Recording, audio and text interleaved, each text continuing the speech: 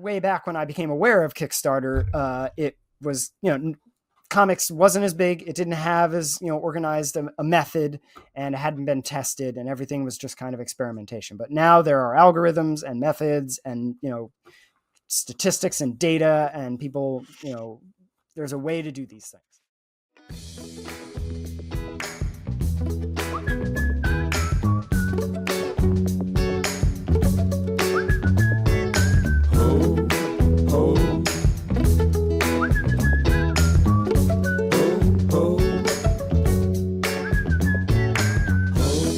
Welcome to Storycomic Presents, where we interview amazing storytellers and artists. This is episode 476.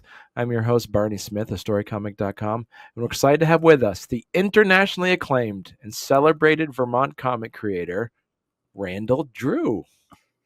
Hello. Randall. Hopefully 476 is a lucky number. Yeah, see, it's got to be, man. Yeah, see. And it's exciting. We're just talking before we went on the air that I've been waiting 5 years to get you on the show, and finally we got Randall on, and congratulations, because as of this recording, you have had a extremely successful Kickstarter that as of this recording has 6 days left to go. So Citadel Volume One, and this was one of your projects that you did when you were at the part of the Vermont the Center for Cartoon Studies, correct? In fact, I brought props. It was my thesis to the Center for Cartoon Studies. I did this little two-sided flip comic, 2 stories that meet in the middle, and just kind of kept going after that. So yeah, it got me over the finish line and got me there, that fancy MFA that you can't really see on the wall there. And I've, it's my thing. I'm still working on it. And so now you have Citadel Volume One, which is basically 4 chapters. Yes. For the book. Yep, it's collecting 1 through 4. Oh, how convenient that you can just pull it up like that. I don't have to hold up my props because you have all 4 covers there that I've worked on since about 2012. The early stages of it were, a little delayed because I couldn't decide on where I actually wanted to begin. But from about 2012 through 2015 or 16, I did chapters 1, 2, 3. And then life intervened, and I didn't actually finish chapter 4 until the end of last year, in around November of 24. So it's been a long journey just for 96 pages of comics. But there they are. I'm compiling them into a single trade volume. And as you said, the Kickstarter is doing really, really well, beyond my wildest dreams, and a lot of people are gonna get a nice book here in a couple months. So talk to us a little bit about the concept of Citadel. What's the story behind it? Oh geez, my catch line that I used on the Kickstarter is basically high fantasy inspired by video games. I'm a big gamer, grew up playing a lot of fantasy video games, and that has influenced me in a lot of ways, and I've kind of snuck in little Easter eggs throughout the story and throughout my drawings to kind of allude to that past. But, I'm also just in general a big fantasy fan. Your first full book I read as a kid was like Tolkien. I'm pretty sure it was The Hobbit. And I've kind of, just followed that path ever since in terms of, my interests. So it's, it's a straight up high fantasy, very Western style fantasy, little tidbits of anime and Japanese culture, in there, because I did grow up, playing a lot of Japanese video games and watching a lot of anime and stuff. And yeah, it's just a couple kids who meet and unlock mysterious powers in one another and go on a big old adventure to save the world, essentially. But they're not sure why. So there's your mystery. And describe some of the characters. What are the characters like? So I have 4 main characters: Miles, Amy, Lady Crystal, and her bodyguard, Nikki. And Miles and Amy are kind of your typical, teenage love interest characters, but they are the 2 kids who meet early in life and awaken these abilities. And they don't get along at first. They are, very much from very different cultures, very different mindsets, very different ways of moving, through the world. So a lot of their early story is going to be about them butting heads quite a bit, and they have to learn to work together. That's the nature of, this quest that they're on. And then their two bodyguards are going to be a little more enigmatic, especially Lady Crystal. She's full of knowledge and information, but is very, secretive and doesn't give it out readily. And she still has things to learn. That's part of her story arc, is that there's a lot of things she doesn't know. And her bodyguard, Nikki, is going to basically be just kind of hard-nosed and, nose to the grindstone and keep everyone moving forward. But then she has, I kind of threw the old amnesia story arc at her in a way. But as she unlocks her memories, is going to realize some feelings go along with those unlocked memories. And that's going to create a lot of decisions that she's going to have to make. So those are my four mains.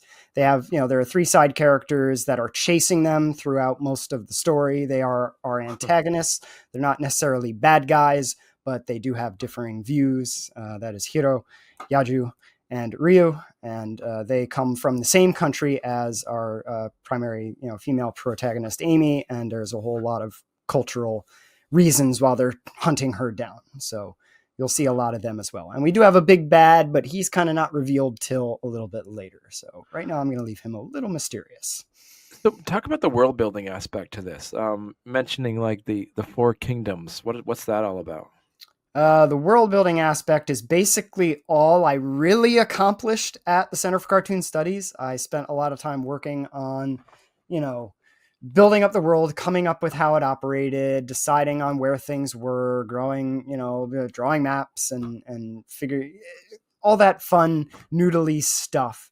But essentially I have landed on a pretty classic 4 points of the compass kind of system where each, point had a kingdom far in the past, and they each had access to a relic which was left by a goddess. So around these relic they built up these big kingdoms and these protective citadels, and for a while they all kind of existed in balance, after lots of wars to kind of achieve that balance. But then later on, a fifth well of power kind of erupts in the middle between them, and another war to control that power source happens. But a fourth kingdom essentially, or I'm sorry, a fifth kingdom, I should say, arose from that battle and ended up kind of controlling all of it. And that's sort of where my four kingdoms and the power system kind of all come together. And it goes into much, much deeper detail than that. But again, I plan to kind of unwind that history as the story progresses, because it affects what's going on in the here and now. So is this going to be like an ongoing story, or is this like a finite, like there's 12 chapters or there's 16 chapters, or is there a certain amount of chapters to this? I like to think that there's going to be a finite number of chapters. I keep saying 30 and 32. Maybe now it's 34. And originally I had sort of blocked it out to be a very specific number of chapters. But then I got some advice from Ezra Veach. I'm not sure if you've had him on your show yet, but Rick Veach's son, who's kind of took me under his wing around 2022 to help me massage some of the storytelling elements a little bit better, because I'm a fine artist by training. I have an illustration degree. Kind of didn't really get much in the writing department coming up through my education, so I'm a bit lacking there. So I've been reaching out for help over the years, and he kind of guided me towards this structure now where I have a set plot, a narrative that with an ending in mind, but not to stress exactly how I get there. Leave room for some flexibility. If you change your mind, or if a character changes their mind from how you thought they were going to do something, you can add or subtract or shuffle chapters around as needed. So for now, it's ongoing with an end goal in mind, and how long it ends up being once I get there is a little bit flexible. But currently it stands at around 32 chapters, I think. Is there any specific part that you are in this Kickstarter, in these first 4 chapters, that you're really excited for people to uncover? That's a good question. These are my early years, right? This is my first thing. And first things are a little rough around the edges. You can see my growth, you can see my stumbles, you can see my developing, like a sense for what this is going to be. And I think by the time you get to chapter 4, you can kind of see at the end, like, okay, now the adventure and the storytelling really begins. It's a lot of world building. It's a lot of you've had some at one another. There's some fun, action sequences, and I do move the characters around a lot.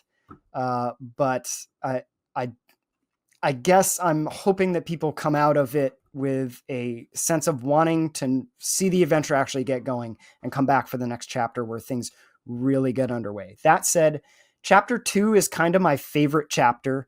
I feel like at the time coming out of CCS, adjusting to like full-time job and real life for real, I hit my stride a bit with that chapter. I had been producing pages kind of semi-regularly at that point, and I really like the cover.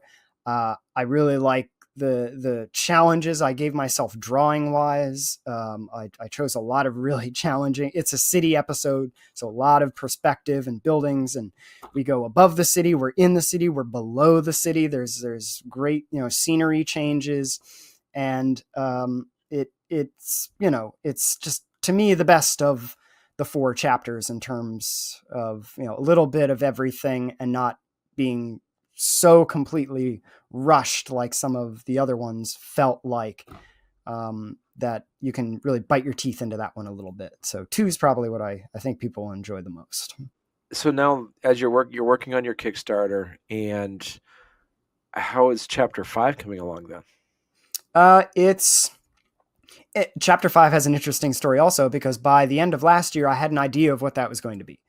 And then I talked with some friends, workshopped a few things, and actually very recently, as of a couple of weekends ago, at the Rail City Comic-Con that you and I were both at, shout out to everyone who was there because it was super awesome, I got a bit of an idea pitched at me from somebody else, and it kind of stuck.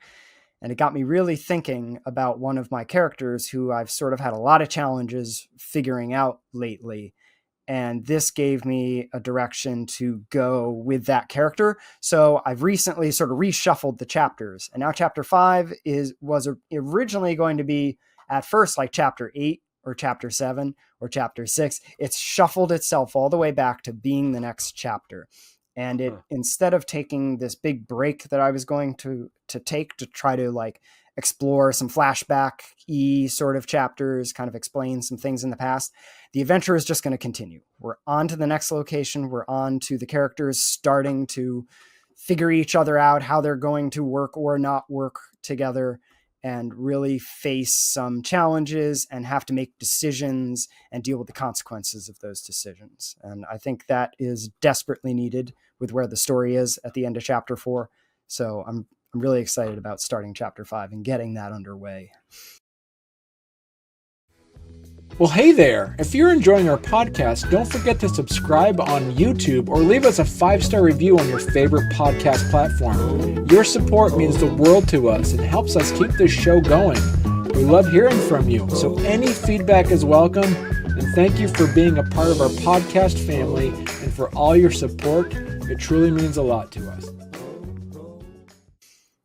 And how long does it usually take you to do a chapter from starting to sketch it out or to the final product then? Way too long. I mean, at my peak, when I was doing chapters 1, 2, and 3, about a page a week, maybe 2 weeks. But I used to kind of write the chapters sort of almost as I was doing them, in a way, not entirely, but I would rough and I wouldn't even have a script back then. Like, scripting was not, again, lacking the writing background. Scripts didn't jive, man. So I didn't really do the scripts. I would thumbnail and kind of come up with the dialogue based on the actions that I wanted to have happen. and sort of weave them together. And that process usually only took me a month or two, depending on, life and full-time work, et cetera, et cetera.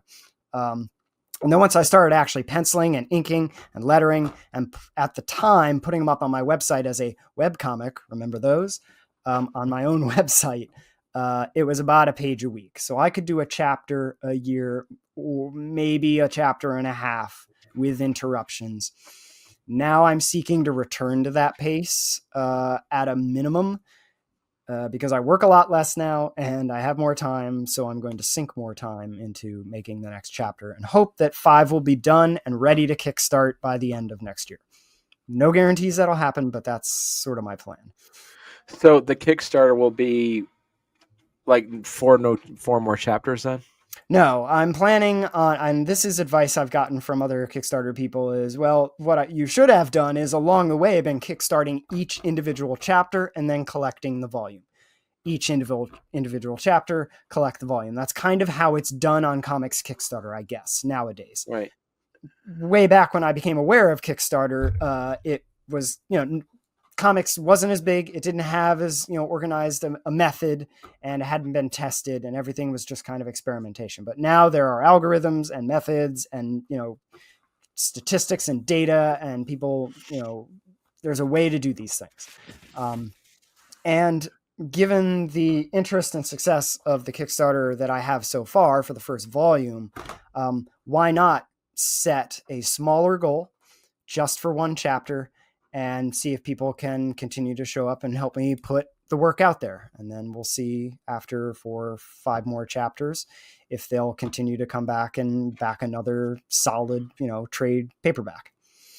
So, I mean, your goal is to put out basically a comic a year then, correct? I would love to be faster than that, because if I do a comic a year and it's 30 chapters and I just turned 40 years old, you do that math. I'll wait. Yeah, you'll be in your 60s. 7.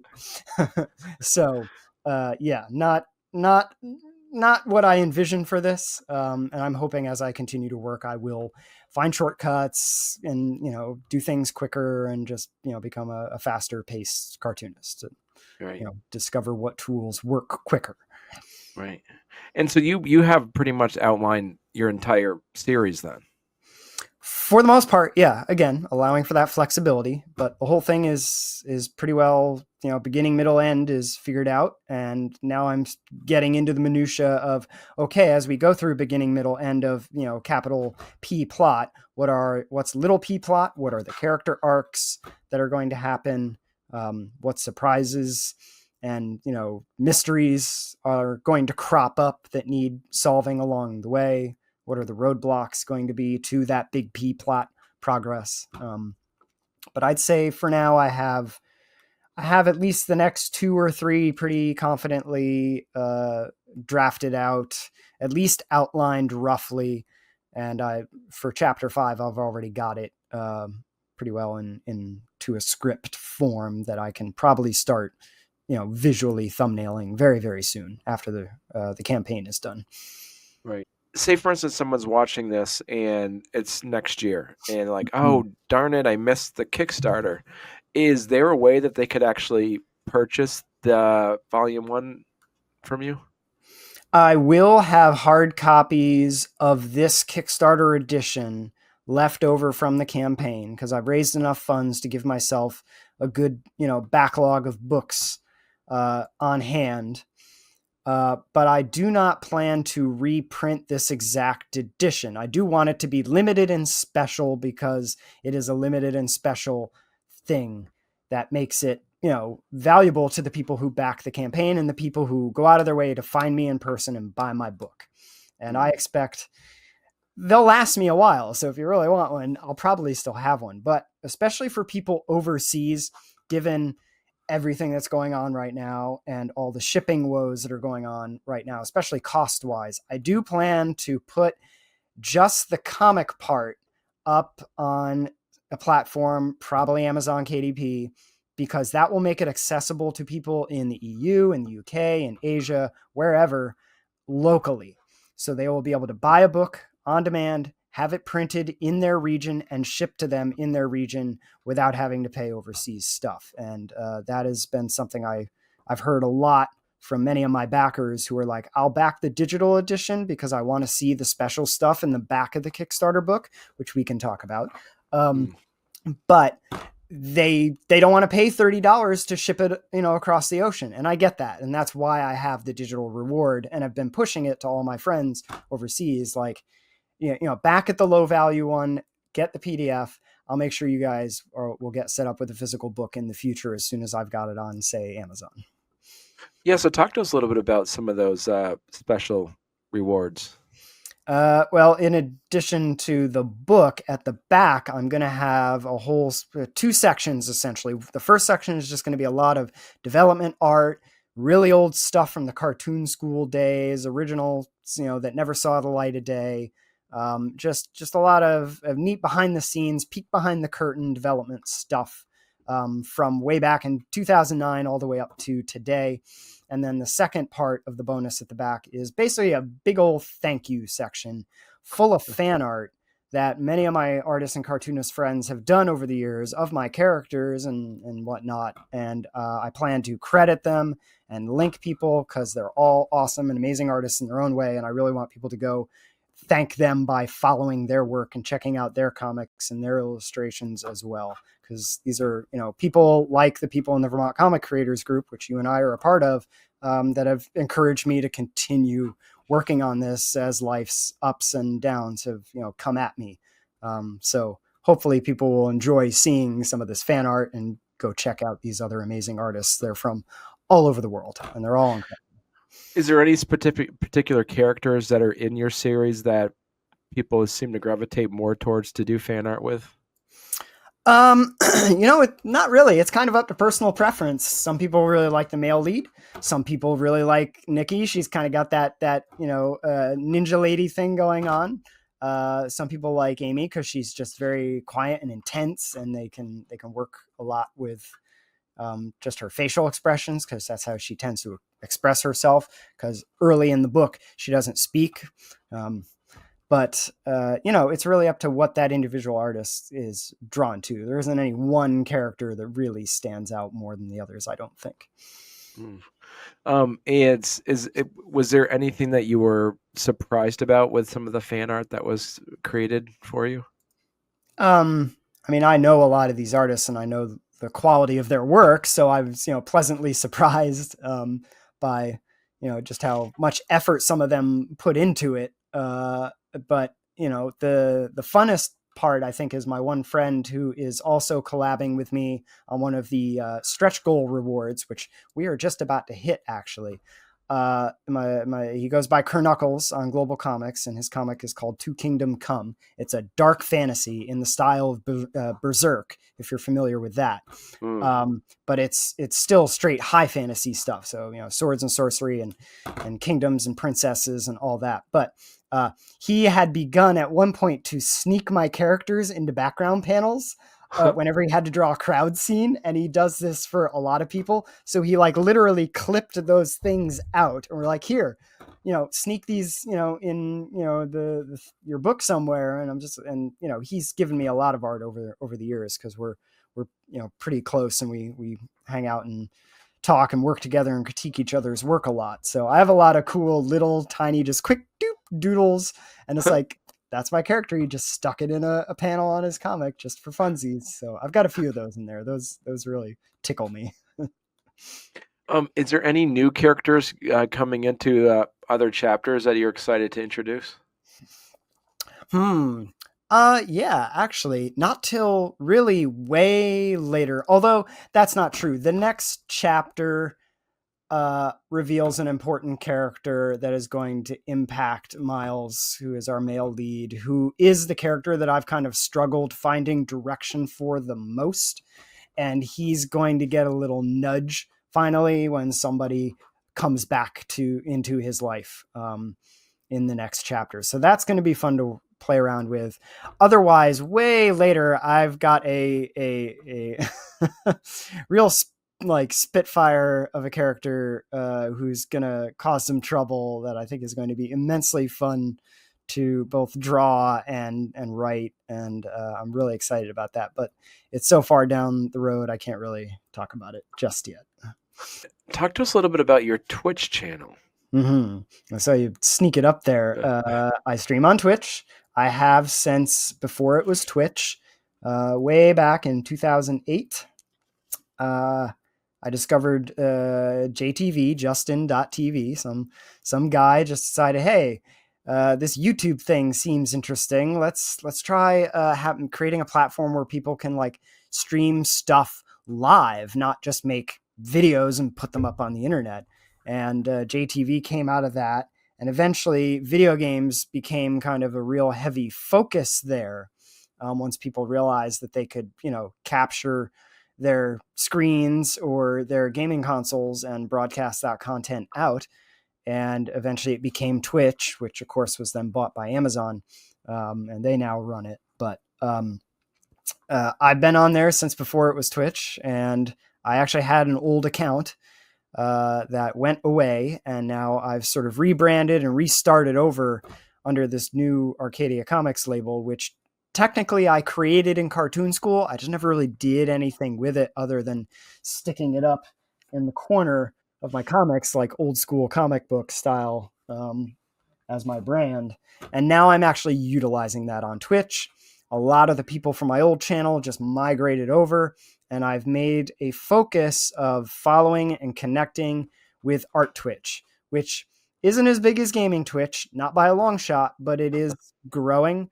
It is a lot of very dedicated people, and there's a lot of incredible artists out there, and it's sort of one big happy at the moment. A lot of us, if you go into someone's art channel and then they raid into a new art channel and you've never seen them before, I guarantee you'll see other people in there that you've seen other places around Art Twitch. So everybody's kind of getting to know everybody. And I found a lot of really talented and very supportive cartoonists and other, painters and illustrators and, mini sculpture painters and musicians. It's becoming very diverse in the arts on Twitch, and people are finding ways to put that all out live stream. And I do it 5 days a week for the most part. This week I'm off just because I've got a lot of personal appointments and stuff going on, but generally Mondays, Tuesdays, Thursdays, and Fridays, 1 to 4 or 5, or however I'm feeling that day Eastern. And then I pick one day on the weekend and I try to do a 6 to 8 hour, this is a job kind of art stream. And that's usually on Sundays, but occasionally I have to swap with a Saturday. Right. Cool. Yeah. Excellent. And so if people want to follow you, they can just go to twitch.tv/Arcadia Comics. Indeed. All right. Perfect. All right. And then, and Randall, congratulations on your successful Kickstarter, and looking forward to having you back on when you are launching your second one. Yeah, hopefully by the end of next year. Excellent. All right. Thank you so much, Randall. Sure. Thanks for having me.